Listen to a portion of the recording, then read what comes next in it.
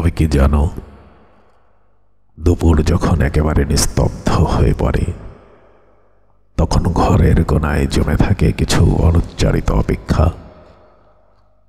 সেই অপেক্ষাগুলোকে আমি ছুঁয়ে দেখি পত্রিকার হলুদ হয়ে যাওয়া পাতার ফাঁকে। পড়ার টেবিলে ধুলোতেও তুমি থাকো একটা নিষিদ্ধ নামে।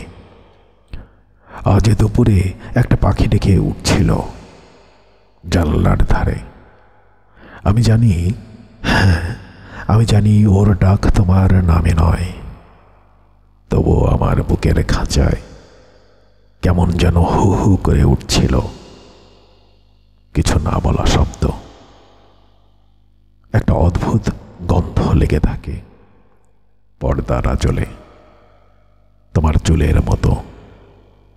তুমি তো বলেছিলে পরের জন্মে আর দেখা হবে না, তবু কেন যেন এই জন্মেই সব শেষ হতে দিচ্ছ না।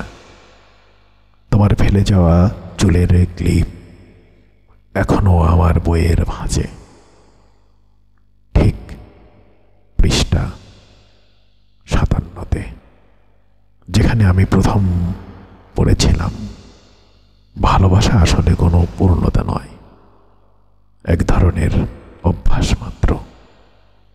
তবুও কেন যেন অভ্যাসটা ছাড়তে পারিনি। চা রং মেঘ নামে প্রতিদিন, কিন্তু তোমার মতো কেউ আর আসে না।